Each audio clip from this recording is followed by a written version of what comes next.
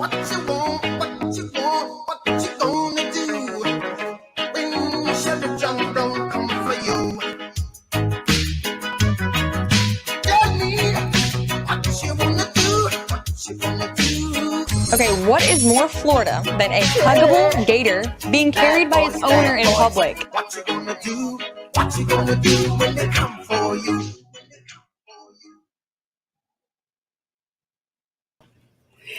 Well, hello, everybody, and welcome to the Welcome to Florida stream. So glad you guys could join us. And with us is Steve Kenobi. How you doing, Steve? I'm doing quite well. Good to hear it. Christy is having some power issues. Apparently, there's a bad storm where she is. So hopefully she will be able to join us. But if not, no worries. She can just catch the replay and all of that. The female power she boasts about turned out to be nothing. She boasts about that? I don't know. I'm just being toxic. That's okay. Toxic is fine. Toxic is okay. Long as we're all having fun. Doesn't matter. Don't even worry about being PC. F that. No, I never worry about that. It's so funny. I'll like look at old school sitcoms like All in the Family and the Jeffersons and even like Married with Children, and it's just amazing. It was just true freaking comedy. True comedy. Yeah. You know, I realized probably 15, 20 years ago that if you worry about what people will think of you, right? Mm-hmm.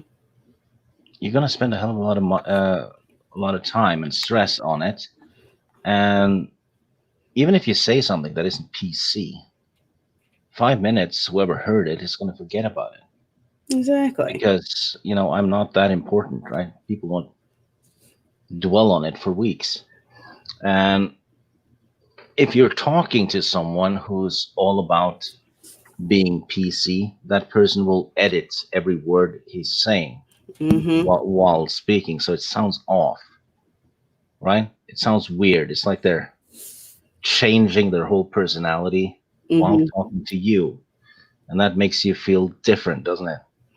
It's just like, am I talking to a human being or am I talking to a program? You know, it's just crazy. People need to be themselves and not worry too much, because it's always more fun to talk to people who are people. Exactly. And that kind of reminds me of something that, oh gosh, who was it? Eddie Murphy was doing a routine, one of his comedy routines, and I forget which one it was. Was it Delirious? It might have been Delirious. I can't remember. But he was saying that he had gotten a call from Bill Cosby about his routine and that you shouldn't say this and you shouldn't do that. And Eddie Murphy, he was a young comic, and he was like, well, I don't know. Do I like not want to offend people? Not offend people, but just like, and do I have to worry about what other people think? And he talked to Richard Pryor, and Richard Pryor said, are people coming to your shows? And he says, yes. He said, are people enjoying your shows? He said, yes. And Richard Pryor said, you tell Bill, I said, yes, shut the heck up, have a Coke and a smile, and leave it alone. Tell Bill Cosby to sleep on it. Well, if we knew now what we knew then, right? No. It's always the ones that portray themselves as, PC angels, right? Exactly. Those are the ones that are the really twisted people. Yeah, it's just the projection. Yeah, it's like they're building up, spending their lives building up a cover for themselves, right? Mm-hmm. It's just absolutely ridiculous. Oh my gosh.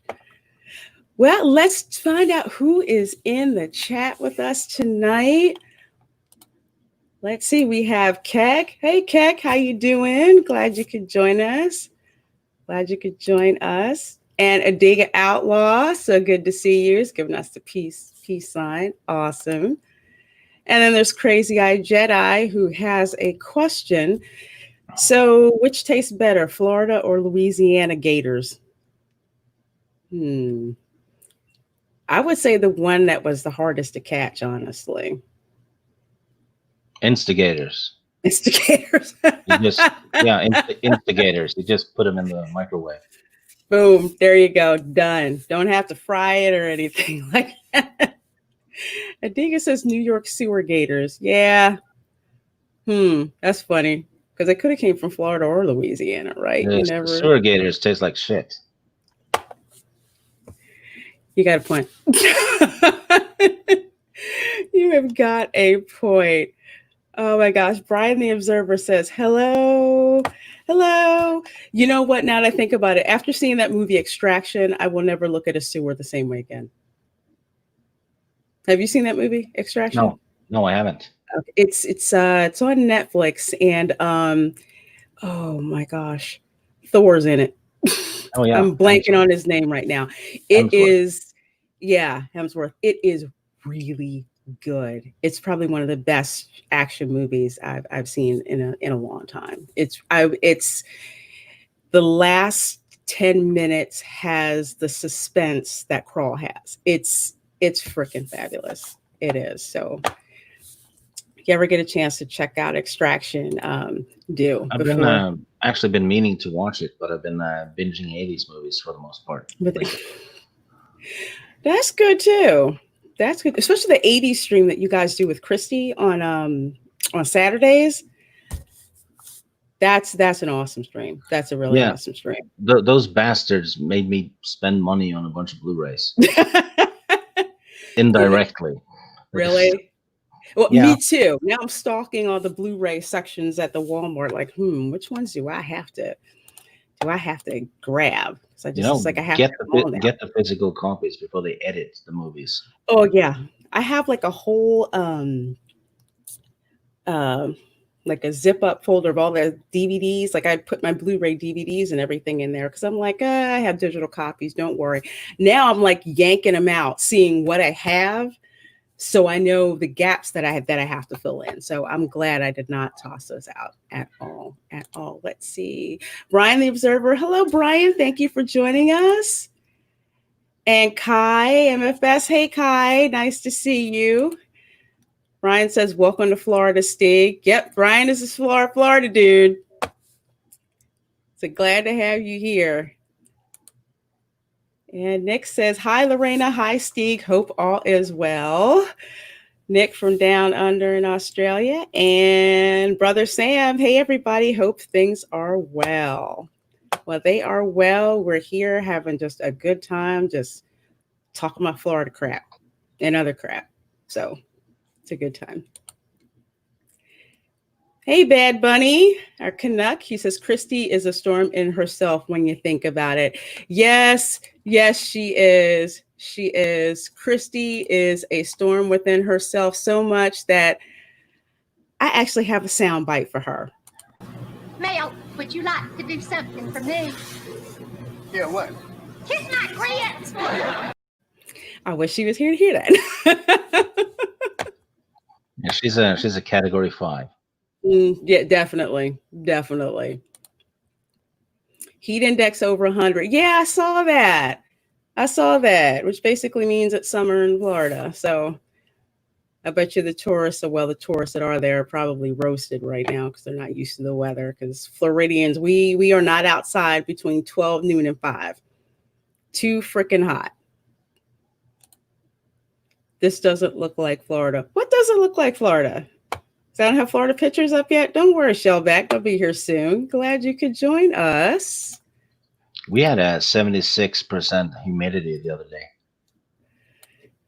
That sounds so good compared to like 90 in Florida. But how humid does it get in Norway? Well, I live on an island, so if it's really hot, it's a lot of the water steams up, right? Mm-hmm. And there's a lot of like tiny little bog areas and ponds and stuff, so it just adds to it. Mm-hmm. Pretty much it kills me for days after being out and that stuff because I'm not used to it. Mm-hmm. Yeah, give me the snow any day. The what? Give me the snow any day, I was born in cold weather. I'll put it this way. If I'm just going to ski in it, I love snow. If I can pack up and leave skiing, I love skiing. I love skiing in snow, but I need a ticket out of there back to someplace warm. I like the novelty of it. Humidity, it's just God, breathing through a wet rag. But scarily enough, you do get used to it and you adjust to it. It's not fun, but eventually you do. That's the scary part. Hey, author Stephen Walton, share the link, smash the like. Yes, please. We have 20 people in on the stream. And wow, that is so awesome. You guys, so many of you guys are here so quickly. Love it, love it, love it. Hell with that, Brian the Observer, I'd melt. Yeah, you do. You do. It's kind of fun to see the tourists melt because the tourists do things that the natives don't do. So in the summer, the natives, we do not go out, like I said, between 12 and like 4 p.m. because the sun is at the highest. It's super freaking hot. You're drained. You can get heat stroke. And then the storms roll in around 4 o'clock, 5 o'clock. So we don't go out during that time. Florida basically shuts down in a way between that time, except for tourists out there when they shouldn't be. So you get used to it. We have air conditioning, so that'd be cool. Hey, Samurai 76. I don't think I've seen you in the Welcome to Florida chat, so I'm so glad you're here. So glad to see you. And the memes of destruction. Hey, ladies, what's going on? Memes, one of the coolest trollers of live stream. He is really, really awesome. He does some really cool stuff. Really cool stuff. I am trying to catch up on the chat, guys. Let's see. That's what it's like outside. Plus, we have the African dust blown here from the Atlantic. I heard about that. I don't think I've ever been in Florida with the African dust blown there. Brian, that's interesting. I've never had that happen. I'm kind of disappointed. Where's the tank top? Well, the tank top was yesterday. Sunday, I'm just chilling, so I'll have to wear the tank top next time. Today, it's camo. And Jane Theory says, "Hey guys, well, hey Jane, so good to see you." My TR4 co-host, also author Stephen Walton is also my TR4 co-host. She's on the panels I'm on twice per week with the Game of Thrones. Yes, so she's one of my favorite bastards. Oh, looking ahead, all I can say is I'm excited about talking about season 3 Game of Thrones next Sunday. Oh, I'm sure we'll take a stab at it. Abunas wants to take a stab at it too, so he's going to be joining us too. It's going to be freaking awesome. Get it on Kodak film. Okay. Just check your Jello pudding pops before you eat them. Okay. We'll have to do that. Hey, Toxic Man Flu, thank you for stopping by. We sure do appreciate it. Thank you. Yes, Jane causes trouble. We know that. Louisiana gators taste better. Yeah, Jane, I know you're biased. If I think about my dad's side of the family, I'd have to say Louisiana. Mom's side of my family, I gotta say Florida. So, kind of in the middle with that. Oh my gosh, let's see. Jane says Norway weather is perfect. Norway has some gorgeous, gorgeous freaking scenery. It's absolutely gorgeous. The pictures. What's his name? Travis Stillman in the chat asked what the days are like in Norway right now. And I sent a picture to your inbox so you can show it. Because I took one the other day. I went hiking very early. Let me check this out.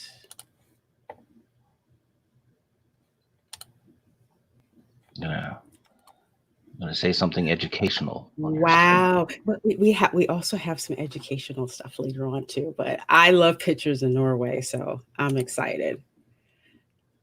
There it is.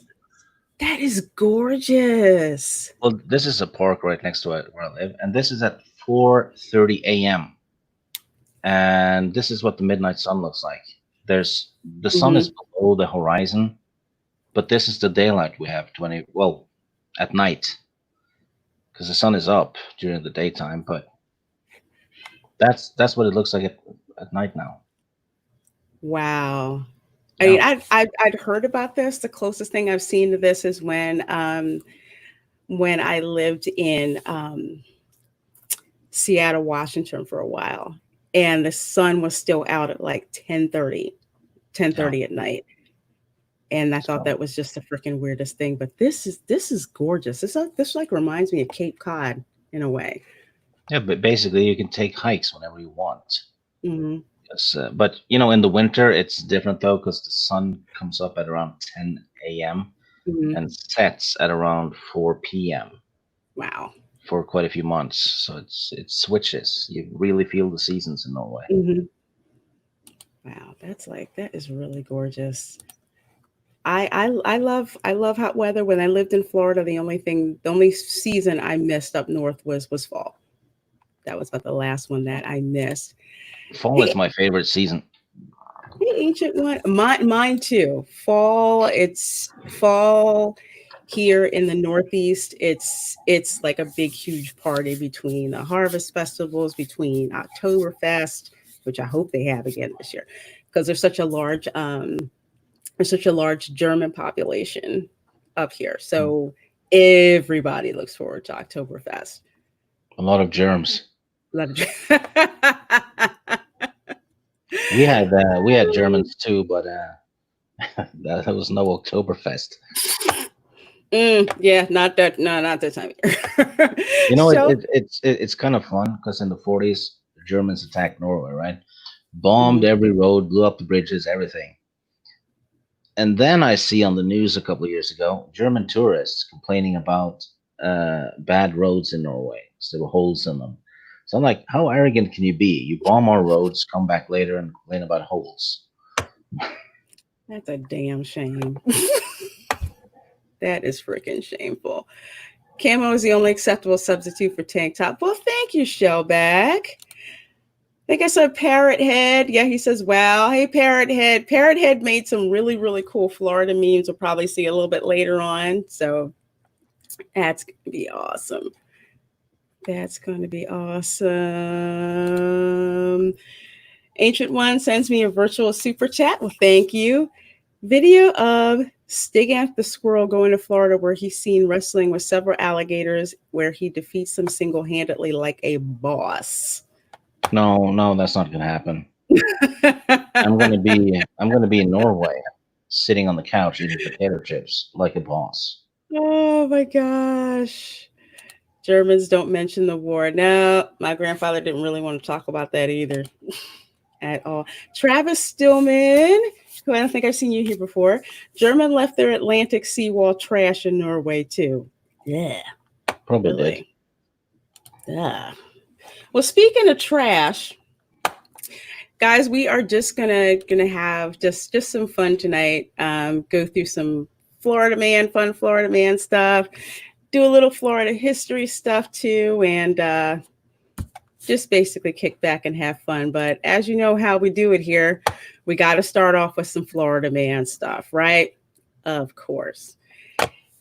And Florida is never in the dirt for stories. So our first one here, we have Florida man carrying nearly 500 grams of weed tries to steal plane to meet girlfriend, police say. Man told officers he needed his girlfriend in California. Basically, he was high and wanted to get higher. Pretty much. Oh my gosh. Yeah, oh my gosh. New Smyrna Beach. Okay, that's like near Daytona. I have relatives near there, but not exactly there. So Florida man is behind bars after he attempted to steal an airplane at the New Smyrna Beach Municipal Airport so he could fly to California to meet his girlfriend while carrying nearly 500 grams of marijuana, according to the Smyrna Beach Police Department. Wow. I'm assuming he didn't really think it through. No. Yes, that's what makes it a Florida man. So yeah, who else but Florida man? They don't think. They don't think. Like a story we did on the Queen's Council about a guy who he didn't want to get busted by his parole officer, so he called in a bomb threat with his own cell phone to the parole officer's office. Yeah. Sounds like an explosive phone call.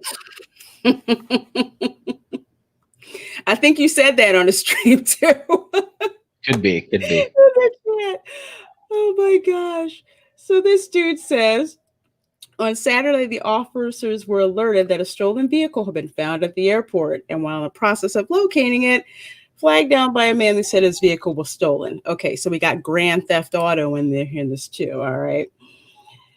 So the victim told officers that a man unknown to him jumped into the back of his truck and offered him $1,000 for a ride, according to a report. The man got out of the truck but left a grinder, scale, and cell phone behind. All right. Okay. Interesting. Leave all your drug stash behind too. At the same time, the victim flagged down officers to describe the incident in the truck. Another officer at the airport was notified by a flight instructor that a man with a blue bag was spotted crouching on the wing of a plane station on a portion of the tarmac that was not accessible to the public. And according to a report, the man asked the flight instructor how he could fly a plane. Yeah, I'm pretty sure you're not supposed to be on the wing if you want to. Yeah. Well, to be fair, he was probably winging it. Yeah, Jane, Florida. Yeah. Oh, yeah. Oh, yeah. Oh, my gosh. So by the time the officers reached the tarmac, the man was sitting to the right seat of the aircraft. And when officers approached him, he again asked if they knew how to fly the plane. The man then jumped from the emergency exit of the window of the plane and was detained by officers. After the man, identified as 22-year-old Robert Sienstra, I'm guessing there, was secured in the back of a patrol car, officers returned to the plane and took Sienstra's duffel bag into evidence. Officers said they found Sienstra's ID, sunglasses, headphones, cigarillos, 2 lighters, a pocket knife, and a laptop. A glass pipe, here we go, was found and tested positive for methamphetamine. Okay, so he's a meth head too, right? Okay, meth head too. If he was religious, he'd be a Methodist. He's a what I gotta use. What did Shellback say? Crouching Florida man, hidden dragon. Well, more like puffing dragon. Yep. Puff, puff, pass. Oh my gosh. No capes. From The Incredibles, right? Edna Mode said, no capes. No capes. And Soul Assassin says, Florida man does whatever a maniac can. Yes, especially when they are on freaking meth. Gotta love Floridians. Yes, we definitely do keep it interesting to tell the truth. Oh. These stories, though, are rather numerous if you take into account the population and compared to other states. Oh, sorry. Go ahead, Steve. They're way more crazy per person down there. You know, I used to think that too. And I think part of it has to do with the reporting. From what I've heard, getting a hold of records like this seem to be easier. But I've seen stories from other states too that they don't have as many, but it seems like reporting them in Florida seems to be more frequent. I don't know why that is, but it's become a thing now. Oh yeah, it's definitely. And I swear, some people just do stuff just to get, noticed as quote unquote Florida man, because Florida was the backwater of the freaking country. No one really cared about the state. And all of a sudden, boom, here's all this stuff. At least it wasn't bath salts. Yeah, this time bath salts is a Miami thing, Jane. Bath salts in Miami and well, there's meth too, but mostly bath salts seem to be a Miami thing. Yes, Florida man is the gift that keeps on giving. Oh, heck yeah. Yeah. Florida's a Walmart of America. You know what, Jade? I really can't argue with that. I really can't argue with that. So actually, let me finish. Oh, go ahead, Steve. I did that thing where you should put your birthday and then Florida man. Oh, Florida man birthday story generator. Yeah. Put it in the private chat if you want to share it later or something. Yeah. I will share that right after I finish this story. It's not a whole heck of a lot left. He said the defendant stated that he purchased the aircraft for $20,000 cash. Okay, so he's got dough, and he was going to fly to California and meet his girlfriend. He advised he did not have the paperwork and did not know the person he bought it from. Okay, how do you not know who you bought a freaking plane from? I don't know. Usually it's plain as day, right? Usually. Usually. Oh, God, it's good. Defendant stated he was let onto the airfield by security. It should be known there is no security on duty at the airport. Okay. So while he was being processed, Stanstra told officers that he was the manager for a medical marijuana dispensary and that he was transporting the marijuana to California, according to a report. Investigators said that Stanstra had nearly 500 grams of marijuana on him and that he illegally trespassed on New Smyrna Beach airport property. So Stanstra was taken to the Volusia County Jail, that's Daytona Beach, on charges of grand theft, possession of paraphernalia, trespassing in an operational area of an airport, possession of cannabis, and leaving the scene of a crash involving damage. Jail records show that Stanstra is being held on, oh, this is neat, $30,500 bond. What's the penalty for all this? I'm imagining him being put away for quite a few years. Yeah. I don't know how many, but yeah, between grand theft auto, criminal trespass, he's not going anywhere for a little while. Let's see. Meme says sunshine laws. Yeah, I think you're right. Florida has an open criminal record, so anyone can access the information. Other states, not so much, but may have the same number of crazies. That's what I had read.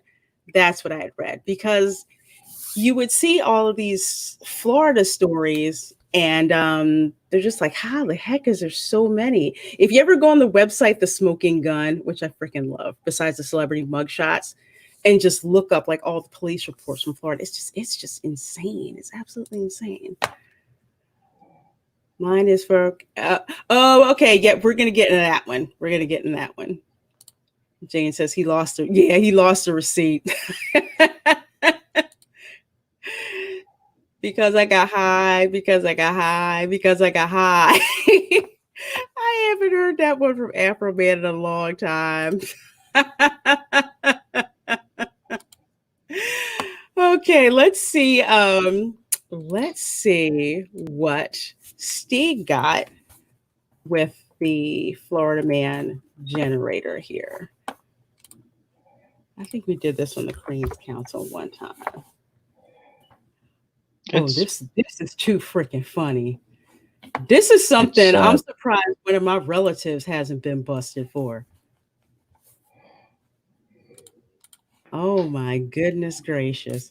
His explanation for it is pretty bad too, when you get to it. Let's see. Florida man was arrested after praising the Lord while highway surfing his Cadillac. The 70-year-old said he'd rather go to jail than go back home to his supposedly demanding wife. Okay, I can kind of understand that. I can kind of understand that. So let's see. He's praising the Lord on the highway to hell. Pretty much. Let's see. State troopers recently arrested a Florida man who was caught trying to live out his Titanic movie fantasies and make his heart go atop a moving vehicle.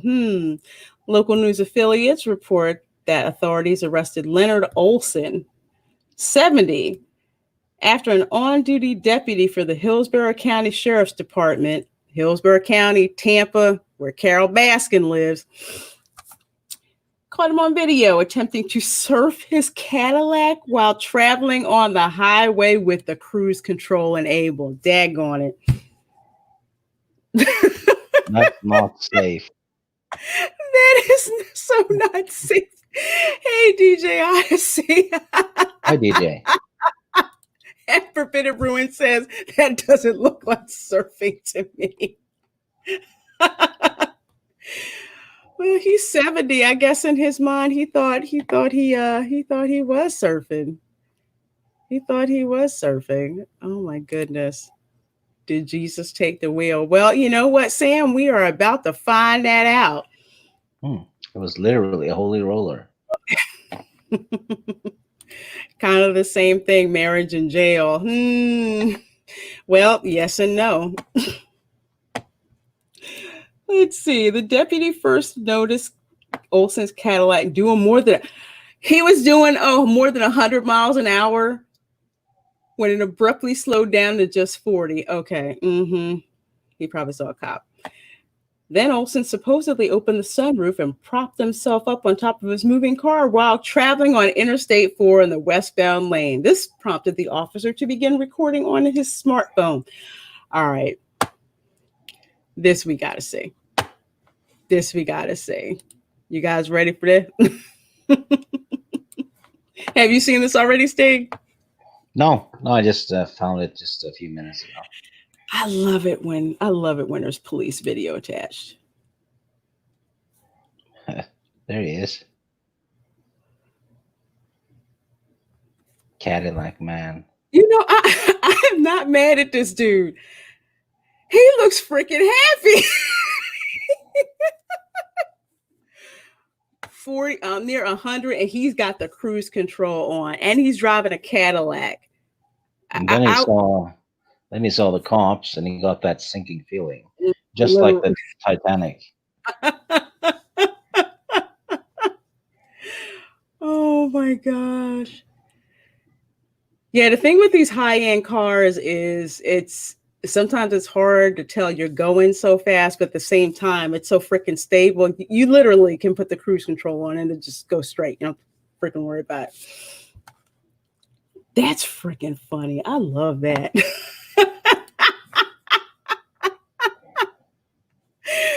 What did he say? He is 70 in 2020. YOLO. Absolutely. He's got damn good alignment on the Cadillac. Yes. Cadillacs have some nice alignment. I almost bought a Cadillac. I almost did, but their technology package was crap. So I bought a Lincoln instead. The great one is here. Okay, he's laughing at what he said. Oh my gosh. That is freaking funny. Old people Florida stories are even funnier because they just don't care. Don't old people from all over the country move to Florida though? Yes, they do. And they move usually to Miami Beach is usually where the New Yorkers move to. Miami, West Palm Beach area. Usually Philadelphia to Maryland. They usually move to South Carolina. Or in Florida, they kind of move to like Jacksonville, North Florida, and Orlando. And the Midwesterners move to like the west part of Florida, like Tampa, St. Petersburg, down in Naples. So yeah, they all freaking come down. It's like it's The joke in high school was just, okay, whose grandparents just moved to Florida? Everybody's freaking grandparents moved to Florida. Which causes a lovely, lovely, lovely situation at active older adult retirement places like the Villages, where STDs run rampant. No, let's put it like that. Soul Assassin says 2020 is the year of the Floridian on the Chinese calendar. I like that. I like that. Move for the warm weather year round. Yes. Travis, some people are actually part-time. They will, like, for example, Philadelphia, New York, Connecticut, Cape Cod. They'll usually live there from like May until about October and November, and then move to Florida. They'll usually have another house in Florida, and they'll live there for like the next 6 months. So some people split their homes and do it that way, and they leave Florida before it gets, south of hell hot around May or so. So they'll usually split those. Sam says, I used to live on Bribby Island, north of Brisbane. They call it God's waiting room. Oh, for all the old people. Okay, I gotcha. Hey, Subhuman, thanks for joining us. Well, we have 27 people, 29 likes. Thank you so very much for joining us for this lovely, lovely, lovely Florida chat. And there's Culture Casino, Hot and Sexy Sid Kenobi, and the incredibly gorgeous Lorena Creel. Hello there. Hello there. Well, hello, Culture Casino. Thanks for joining us. Culture Casino is also another Disney nerd like myself. So he's on the 80s panel too. That's right. So apparently, according to Stig, I have you guys to blame for trying to up my number of Blu-ray DVDs that I own, so I can get 80s movies. Okay. Probably. Okay. Florida man doesn't know what only being a little bit crazy means. Yeah, especially when you get the people who weren't born there who show up there and bring their crazy along with them. But we'll talk about that a little later. Great one is here, says my aunt, born in Philly, moved to Jacksonville for years. Yes, Jacksonville is actually where my paternal grandfather settled. They moved from rural Mississippi because they basically wanted to be somewhere else where there was better opportunity. So he moved there, signed up for the Army, served in World War II, came back, built a house, all of that. And he lived in Jacksonville. And Jacksonville was really, really, it's nice, but nowhere as nice as it used to be. Let's see who else we have. Snowbirds. Yes, snowbirds who can't freaking drive in the rain in Florida. It's horrible. Florida man closed down the bars again yet. Hey, Dolified. Dolified's awesome. He makes awesome memes. Also writes for Bounding into Comics as well. So glad you're here. Yes, from what I understand in Florida, because the Wu-Tang flu, there are more cases. That's why this is showing up, because of more testing, more identification. If a bar counts on 50% of its income from alcohol sales, yes, they have to shut down in-facility dining. People can get stuff to go, sit outside, but they can't congregate inside. So, yeah, Florida man's trying to close down the bars because some people just don't want to freaking read and do what they're supposed to do. So let's see. People in Louisiana can't drive in the sun. That sounds strange. That sounds really strange that they can't drive in the sun. California man closed the bars in the LA area too. Yeah. The thing about Florida is that with the bars, especially the favorite dive bars, there's not a whole lot of space, to move around. Like dive bars, hole in the wall bars. Do you guys have dive bars in Norway, Steve? Yeah, yeah, bars with weird people in them that are drunk. Like the ones where you don't really want to be caught dead in, except Yeah, a it's like couple. the last place to go. Yeah. Yeah, I've been caught in quite a few of them. DJ Odyssey says, I'm getting closer to being an old man. Maybe I better move to Florida. Well, you know what? Might not be a bad idea. Might not be a bad idea. But the drivers are horrible. We have the worst drivers, period. Actually, Jane, Los Angeles has the worst drivers. And this is from somebody who I can't stand people from Jersey because they can't drive. Florida, they're horrible there too. But Los Angeles, they can't drive for squat. I'm so not kidding. They're the worst freaking drivers in the world. Yes, that's what we define, Shellback. All right, cool. So let me see. Trying to think of what. Yeah, I know what I'm gonna show.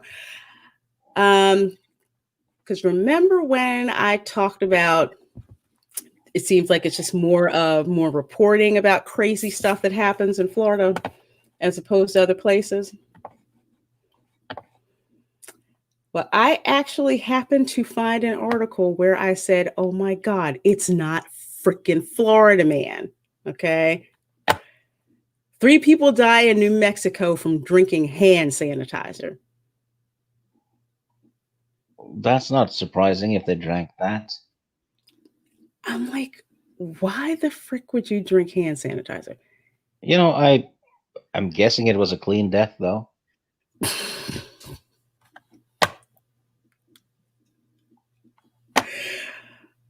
That's awful, Stig, but it's freaking funny. Do you guys in the chat have any idea who would drink hand sanitizer? Seriously. People that are really afraid of the COVID. Maybe. It's just one of those things I don't. Well, I guess that ranks up there with the lady who said her husband drank tank cleaner because it would supposedly fight COVID. I don't freaking get it. I don't freaking get it. You know what? Yeah, if it wasn't Trump, it would have been something else. It's just amazing what people will blame on for their bad life choices. And, yet another contestant for the Darwin Awards. It is just ridiculous. Well, let's see. Let them drink it. At least they will reproduce even dumber offspring. They were literally wiped out. Literally. Oh my goodness. Kai says, oh, Mexico. Yeah, New Mexico. New Mexico, a place that has a town called Truth or Consequences. I wouldn't have believed it, but I actually had to drive through that town. Who would drink fish tank cleaner? People who don't think. I mean, these are the kind of people who would bathe with like bleach or like try to drink bleach or something like that. It's just crazy. But let's take a look at what they said here, because I'm just glad this isn't a Florida man story. I guess if you drink bleach, you get a clear voice. I guess. So Santa Fe, New Mexico, 3 people have died. 3 others are in critical condition, and 1 person is permanently freaking blind after apparently drinking hand sanitizer that contained methanol, New Mexico health officials said Friday. The State Department of Health said the cases are reported to the New Mexico Poison Control Center, with the first coming in early May. The other cases occurred since May 29th. The health department confirmed that the cases were related to alcoholism. Okay. There you go. Surely, though, there was 7 people. One of them would have had to suggested that this might be a bad idea. You would think so. You would think so, but I think like they were saying, they're just like they're just like alcoholics, and they're pretty much just so deep into their alcoholism, probably all of them, that they go and do something crazy like this. Yeah, I mean, if one of them starts going, holy shit, I can't see anything, but damn, I'm drunk. Some that's kind of a warning, isn't it? I would think so. I would think so, but I think all these people were so far gone. Dolified says there was a show once where Tony Shalhoub drank hand sanitizer. Which show was that? Was that wasn't he on a show about some neurotic guy? Yeah, I'm trying to remember what that was. That might have been the show. I'll look it up because I'm trying to remember what it was. Yeah, because that's just like drive me nuts. That is. Even Florida man, not that no, that dumb. Why go to New Mexico on hitting a new low? Soul Assassin, I don't know.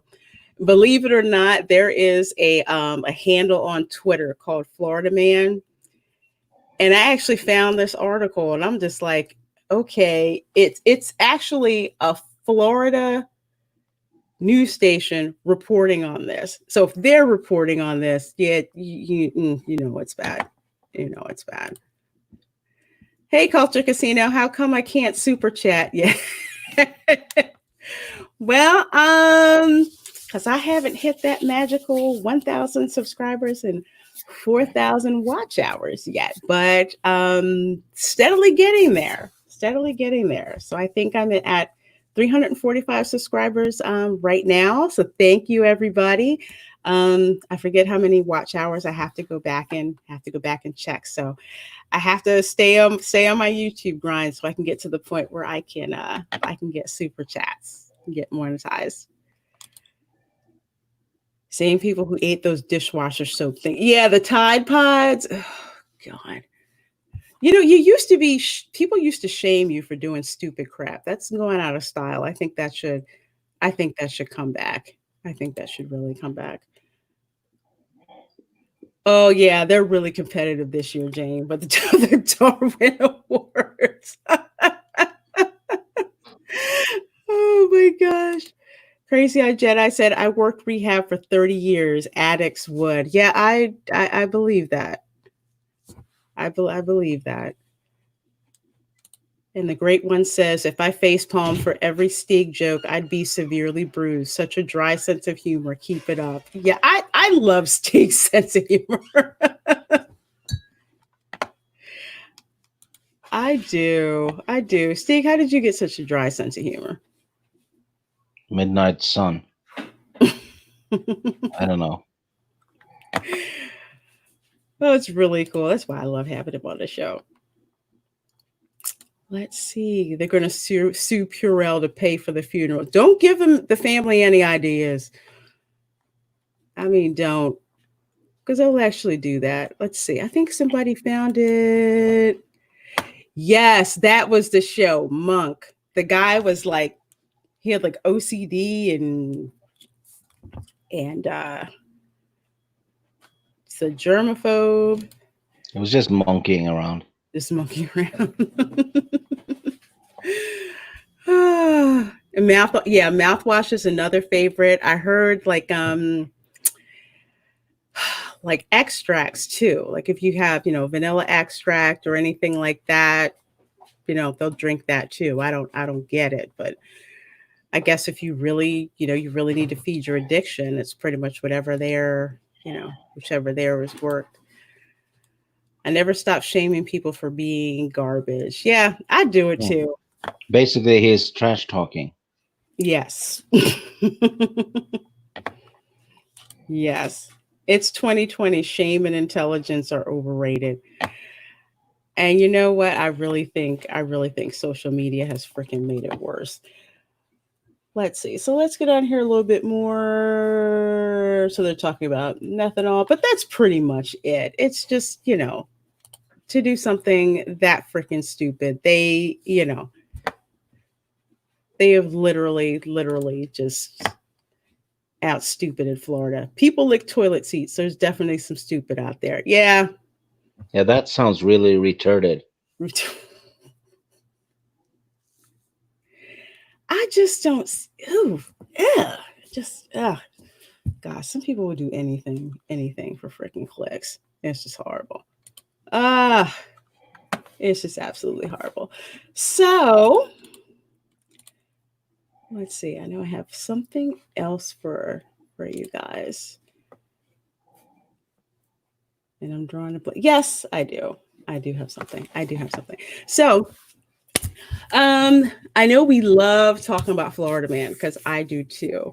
And one of the things that I like to do on this stream is to kind of eventually start to give you guys a little bit of Florida history. So a lot of people kind of talk about Florida, but don't really know that much about it.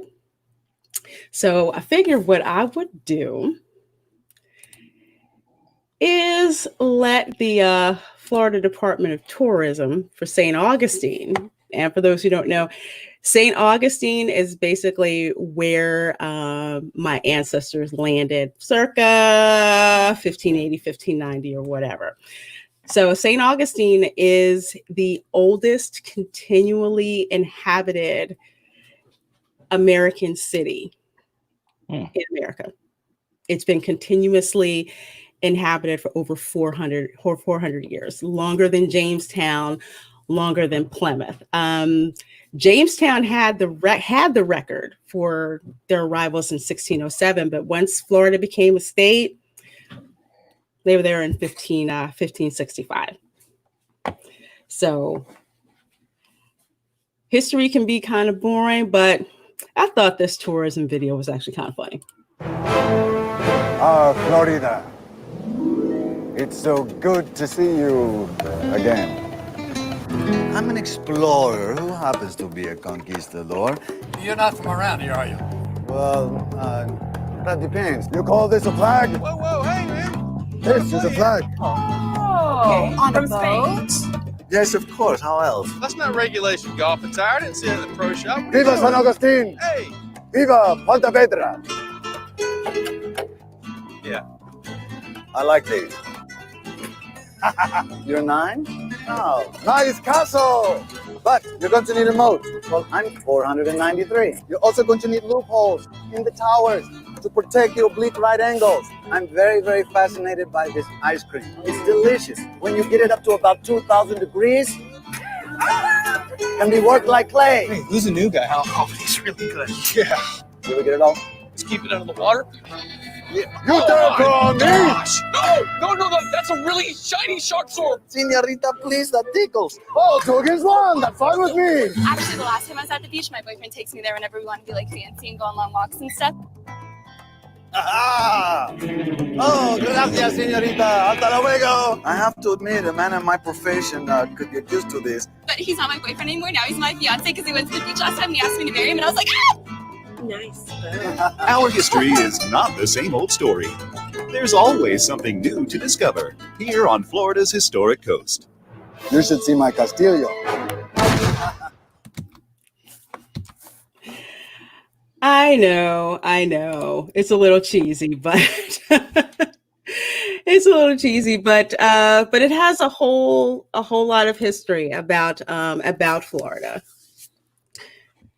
So the guy in the conquistador outfit is actually Pedro Menedez de Aviles, who came from Spain to Florida in 1565 and brought a host of other people. Not only did he bring Spaniards, but he also brought Italians with him. He also brought Irish with him as well. And they met up actually with the Timucuan Indians in Florida, and there they actually had the first recorded meal of thanks, aka Thanksgiving. So while the U.S. holiday is based around what happened in Plymouth, the real first Thanksgiving happened in St. Augustine. So I've started a whole heck of a lot of fights with that, but it's true. No one expects the Spanish Inquisition. Oh, that is a classic one. Yeah, I like that. I like that. I thought that was very tongue in cheek. Who else but conquistadors? Yes, absolutely, absolutely. I want to go there. Yeah. St. Augustine is a really nice city. It's cool to go there. And while there's so many, it's interesting to see all the modern development around things that have been there for like over 400 years. And like the fortress that I just showed you, which is the Castillo San Marcos, that was actually built, and I think it's 1674, because the first fort that they had got burned to the ground by Sir Francis Drake. Do you know how long it took them to build that fort? I can't remember exactly how it took him. At least I know. How long? A fortnight. But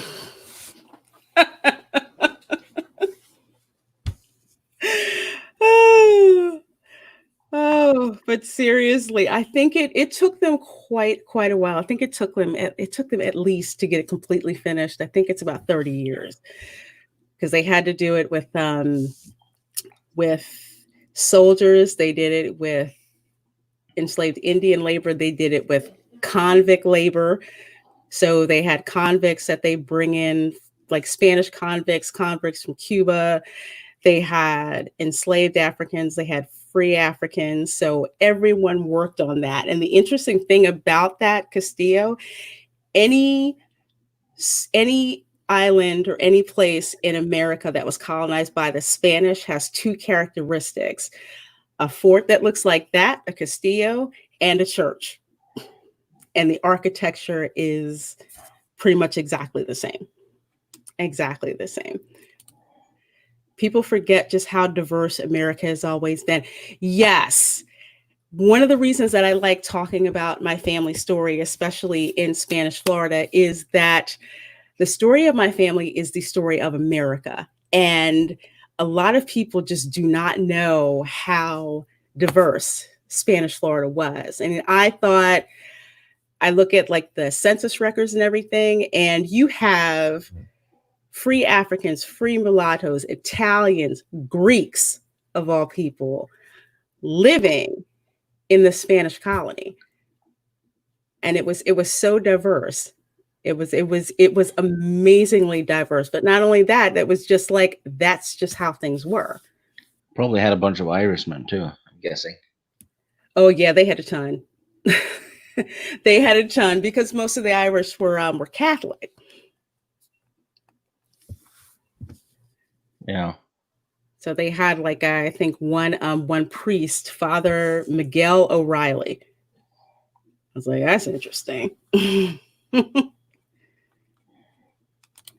Let's see. I don't know, but I bet most dumb things we do involve dock tap. Okay. Hey, Mirrosphere, you may have to explain that to me. Mirrosphere's origins. Okay. I don't think I've seen you in my chat before, but I have seen you on Twitter. So thank you. Thank you. The story around Plymouth was made up anyway, so Florida wins this one. They do. And as someone who descends from Plymouth ancestors as well, some of the Mayflower ancestors too, that's a long story. It's loosely based on Governor William Bradford's account of the Thanksgiving that they had there. So yeah, a lot of it is romanticized, definitely. So they basically took a couple of facts, some I think from John Alden, some from William Bradford, to come up with that holiday. But bona fide, historic wise, yes, Florida definitely wins. So I piss off a lot of Mayflower people around Thanksgiving with the Florida stories, but they can't talk because I have Mayflower ancestry too. I knew Stig was going to say that. Travis said, any Nordics? Actually, Travis, yes.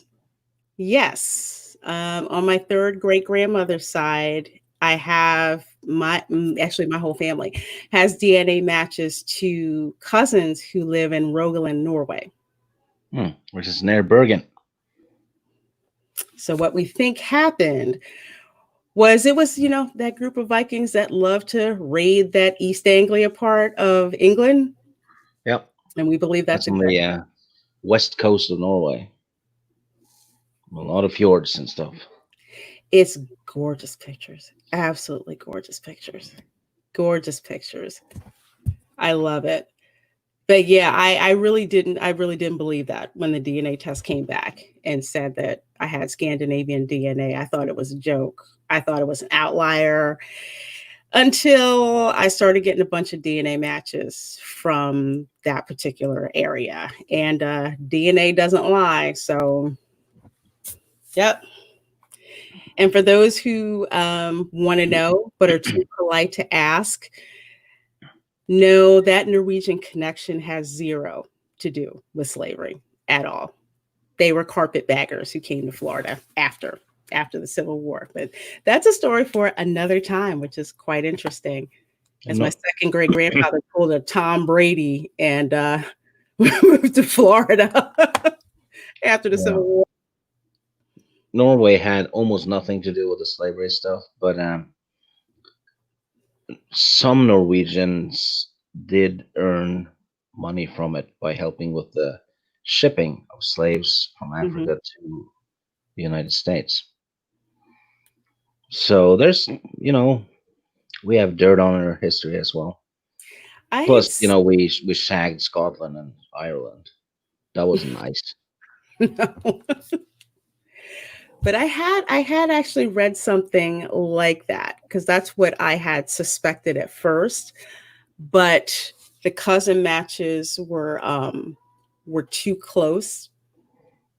So it's like they weren't further off. They weren't further off in time, like the 1700s. It was somebody who related to me was born like around 1810, 1820. And that was around my third great grandmother's birth date. And all of our cousin matches, all of them started going to Cape Cod. So that Cape Cod branch, I know that was like post Civil War. But yeah, so many nations had their hands into it because so much money was being made from it. Yeah. And I don't think people realize that the money was so good and so lucrative. It tested a lot of people, a lot of people to get into that. Let's see. Don't hate on our rock. Memes, I'm not hating on that Plymouth Rock. I have a selfie with Plymouth Rock. I have a selfie because I descend from four Mayflower passengers. So that would be Stephen Hopkins, who actually went to Jamestown first and arrived when they were eating people. And let's see, there's also Governor William Bradford. That's the second one. This is bad that I'm drawing back. William Brewster, who was actually in the service of Queen Elizabeth. And the fourth one was Thomas Rogers, who did not survive the first winter in Plymouth. And I descend from his son, Joseph Rogers, actually. So never going to hate on the rock whatsoever. You will not see that from me. Duct tape, dear Lord, I can't type today. Okay. Okay, duct tape does a lot. My history is Norwegian, Irish, and Scottish. My last name is Cunningham, from a clan in Scotland. I'm glad you brought that up. There were a lot of Irish who were in Spanish Florida. And when the British took over Spanish Florida from Spain, because I think England got Florida as a result of I keep saying the French and Indian War, because I know it as a French and Indian War. Florida went from Spain to the British. And when the British came into Florida, a lot of the Queen's Rangers were Scottish. And a lot of the Scottish came to Florida to trade with the Indians as well. So I don't know which clan from Scotland that I'm from, but I have a lot of Scottish DNA cousins. And a lot of them were in Florida. So Florida was a very interesting place. Florida man is made up of everybody. Everybody. Part Scandinavian somehow. Yeah, I joke. I say that's the reason why I ski so freaking well. I do not ski well. I can keep my balance well enough, but I can't make turns or brake Hmm. when skiing. So that, yeah, really shitty skier. I go straight ahead until I hit something. That's how I learned to ski, and I fell down a whole heck of a lot. But the more I tried it, I'm like, wow, I really, really do like skiing. You can go fast. I like that. Oh yeah. Pretty cool to have Viking ancestors. You can tell others, my ancestors kicked your ancestors' ass. Yeah, I was pretty freaking stoked about that. Vikings That, kicked everyone's asses for a few centuries. yeah, they did. They were some bad mother fathers. I freaking like that. I Then say, then okay, Christianity showed up and Vikings kicked their own asses. Literally, that's what happened. really? Yeah, because a bunch of them converted, right? And then they started to turn Norway into a Christian country, and it wasn't done peacefully. And that part I didn't know. So I haven't gone back that far. As Olav the Holy, read up about him. Really the whole So, thing. There's so much about Scandinavian lore that I have to catch up on. Even cooler that I have like a link to it. So just skip the Swedish crap. every time I see Sweden, because I have some Sweden DNA cousins, I'm like, ooh, my nose like turns up when I see it. all from talking to Steve. The only other one, and I'm still trying to chase that down, is that Genghis Khan may actually be on my paternal side. So that's something we're still investigating because I have DNA cousins from Southeast Asia. It's so far back that they're just like, yeah, Genghis Khan got around. I said that would be cool. Vikings on my mom's side and Genghis Khan on my dad's side. That would just be so freaking awesome.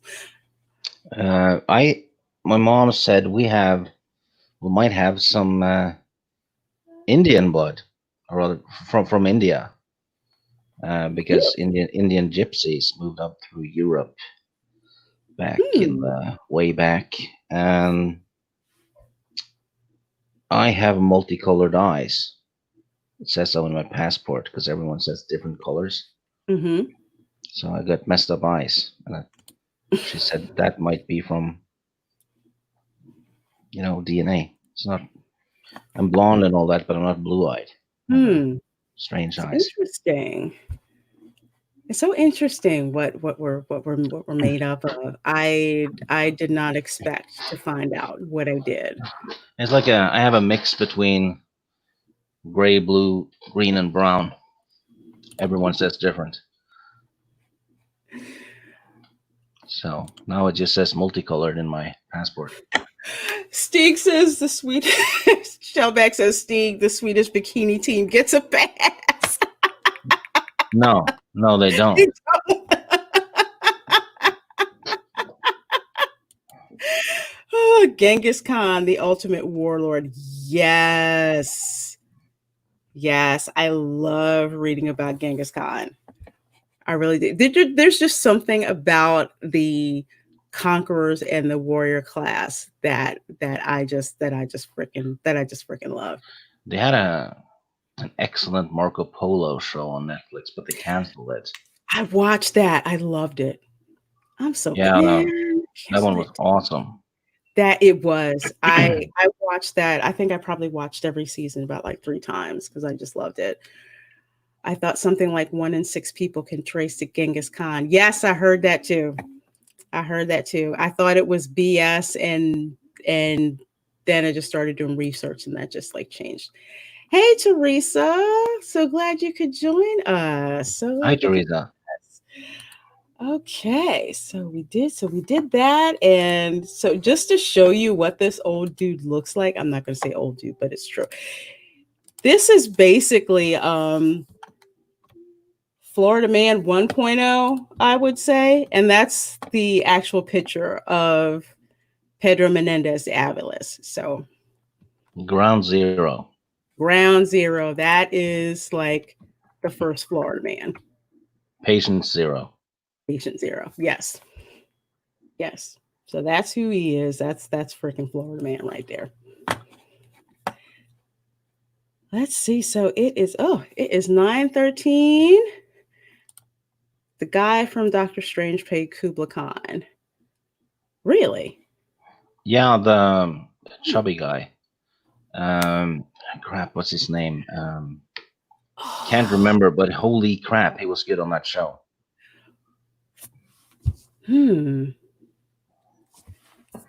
Interesting. All these like cool stuff. Well, speaking of cool things, which is actually going to lead into a trailer that I'm going to show if I don't get copyright claimed for it.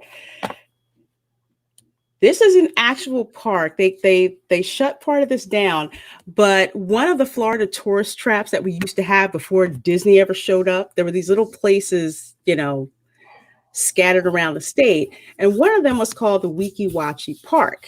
And the cool thing about that park is that you could actually go there and see, yes, Jane, mermaids. People thought that I was making this up in the Rogue Entertainment show on Saturday. No, this has been a Florida staple since the end of World War II. And you actually have a Navy SEAL to thank for this show. Looks like that mermaid is grabbing hose. She actually, yes, she is. She is. How they do that. And the guy was in World War II, and he was a Navy SEAL, and he came back from World War II. And of course, he wanted to start a business up. And a lot of people, they had more money. They wanted, to go do things in Florida. So he came up with this attraction to have mermaids underwater. And what they would do is they would go and get one of these hoses to like breathe from, and then go back to performing the show. And these hoses would be held, concealed in these little locations, so you couldn't see them. So it looks like the mermaids, they're just out there. They swim up to you, they wave to people, they dance, they do all this other kind of stuff, and they look like they actually, are living underwater, which is really cool. I'll play this. Those mermaids have lungs. Yes, they do. Yes, they do. And the way they get around it is using that little breathing tube. So I'll actually let you guys see this really, really quick.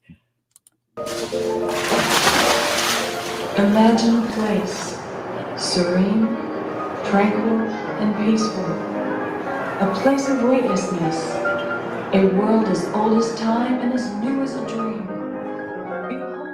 I saw on Facebook somebody said mermaids aren't real. I am a mermaid, my daughter's a mermaid, and my granddaughter's a mermaid, so like, take that.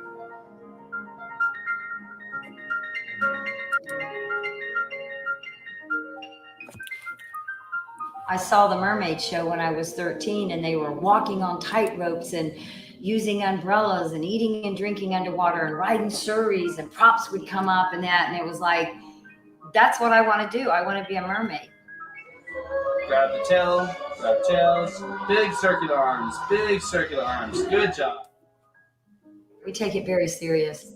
I take it very serious. I say Weeki Wachee's my headstone, so I'm taking it serious.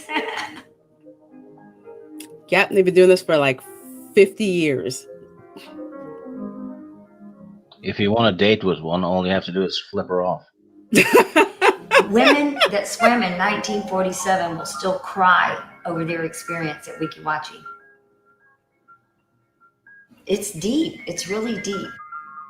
We get really large women, every shape and size, every reason to be a mermaid.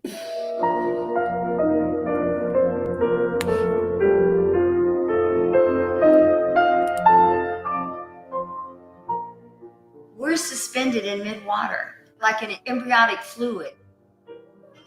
Aerialists feel it for a few minutes. You just don't get to feel that. And when you go underwater, if you're a water person, then you're at home.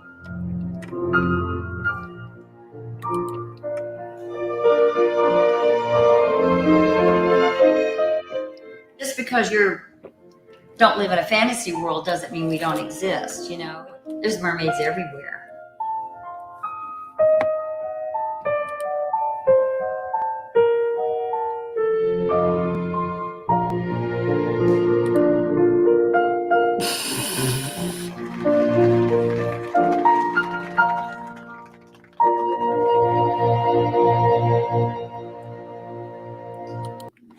Dang you, Shellback.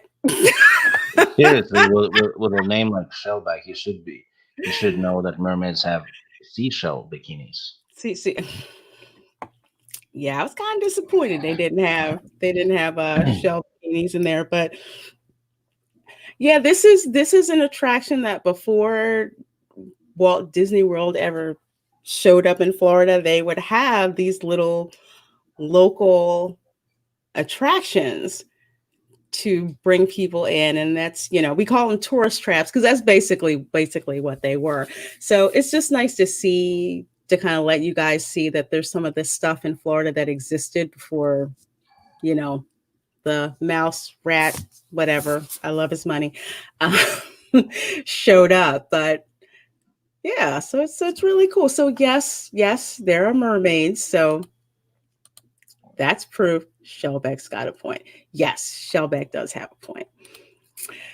So, oh my gosh. So thank you guys so much. Let's see the next thing we are going to look at, because I have been waiting to see this, and then it's so sad that Christy couldn't make it, because I was really looking forward.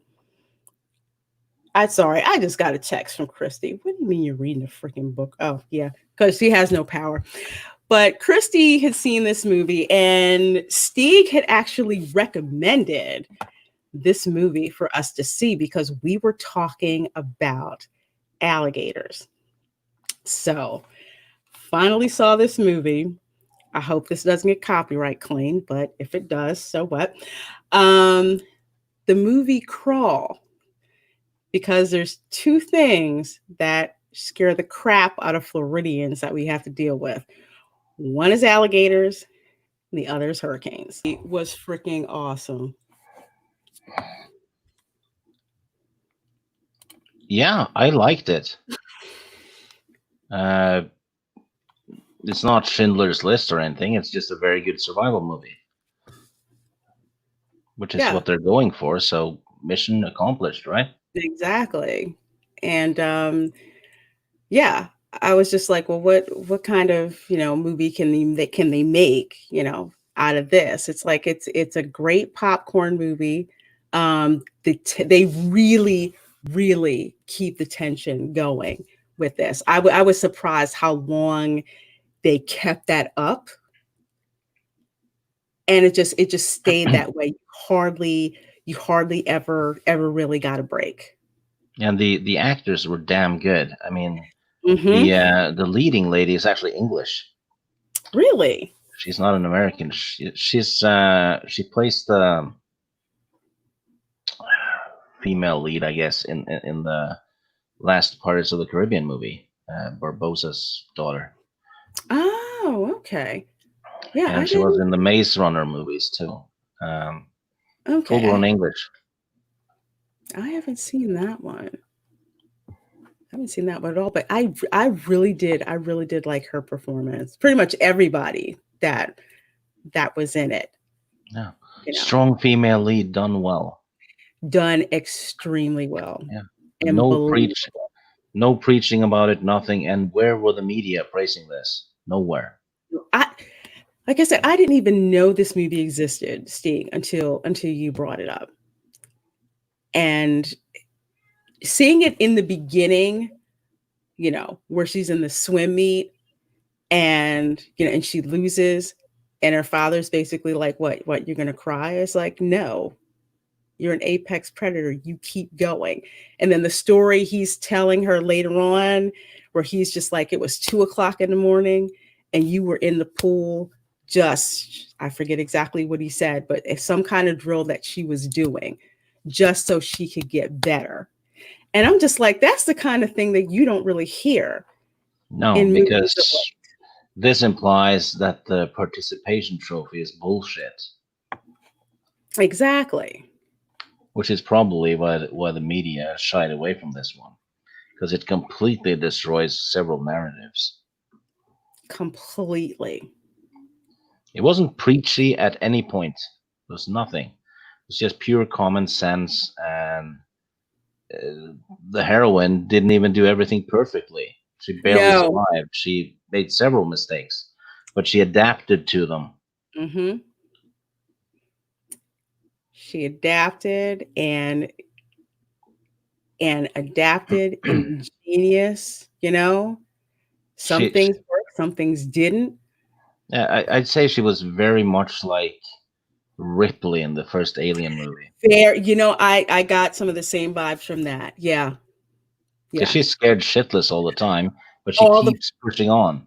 Exactly. And that's what I like that you could see, and mostly kudos to the actress for this, just how full of fear she was, but yet did it anyway. Did it anyway. The scene in the bathroom where she's locked in, like in the shower, and it's just like, what am I going to do? What am I going to do? What am I going to do? What am I going to do? And then she just freaking does it. And she does it anyway. Yeah, that was very clever what she did. Very. I was just like, how is she going to get out of this? It's like, I knew she was going to live, but I'm like, well, how is she going to get out of this? And how is she going to make it, believable? Yeah. To be fair, we don't know she would make it because they might have all gotten eaten. That happens in some of these movies. I know. It's like I can say that after seeing it, but it's just kind of like, you just think I think for me, I was thinking, I knew she was going to get out of it, because if they were going to take her out, it had to be something more than that. Yeah, and everything she did mattered, except for when she screwed up. But in the end, all her efforts paid off. Whenever she took a risk, right? Mm-hmm. To swim through that pipe, that mattered. Trying to get the walkie-talkie, all that stuff mattered. So it was just, there was no Deus ex machina. That's what I liked, even when she thought that the people across the street at the gas station were going to be able to help her out. Oh yeah, that when it came to those guys, I was rooting for the Gators, to be honest. But I really, yeah, like you were saying, I was glad there wasn't a Deus ex machina in that. And the Gators looked really well. They did. They were pretty much realistic with how they portrayed them, especially how they hunt, especially how they sound, especially in one scene at the end where the gator has her in a death roll. That was realistic, because alligators drown their prey first. So that was very realistic to see. Because just like once they start doing that, it's just like it's pretty much over. But I thought that was realistic how they said. Who said, does that movie bite? There's a lot of bites in it, I'll tell you that much. Yeah. But I saw it on Amazon Prime. So it's free on Amazon Prime Video. I don't know where else, probably other places you can see it. I just happened to check Prime. I usually do that first, and it came up for me. Nope, not in a gazillion years will I watch that. I thought it was pretty awesome, but like I was telling Steve before, for Floridians, and that's the one thing that I like about Sam Raimi. He seems to get right to the heart of what scares the crap out of people. and use that to draw you into the story. So Well, oh, sorry, go ahead. the idea wasn't his. It was the direct. Someone had written the script, and Sam liked it, and then he hired the director. So he didn't have much to do with the script himself. Really? Yeah, he just has a very good radar. Well, I'm glad he did, because I really did like this. I really did like this. Again, it really delved into that regional fear of, I don't want to come face to face with an alligator, and I don't really want to get stuck in a hurricane. But for people who don't know what that particular terror is, the movie did a good job of immersing you into that. And they had a very good director too. It's the director of High Tension, The Hills Have Eyes, a movie called P2. If you haven't seen that one, go watch it. That's awesome. P2, like Mirrors, and Piranha 3D. Piranha 3D is fun. That's very entertaining. I don't think I've seen the Piranha movies, although I've heard of them. P2 is about a woman who's trapped in a parking building with a psycho. So she's trying to avoid him to survive, and she's doing everything right. She's being smart. She's not being hysterical about it. So that one's it's very good. It has what's her name, Rachel Nichols, and Wes Bentley. It's just two people in a parking building. One of them's a psycho. I like movies about crazy people. The Gators did nothing wrong. No, they didn't. The Gators were just doing what they do instinctively, being apex predators. That's what they do. If a gator came to my hood, he would be a new wallet and shoes. Yeah, that's pretty much my relative's attitude. New wallet, shoes, and dinner. And dinner as well. Bye, Shellback. Thanks for coming. Take care and be well. Yes, Soul Assassin. Stieg did bring that movie Rogue up. He did. So that's one of the next ones that I have to watch.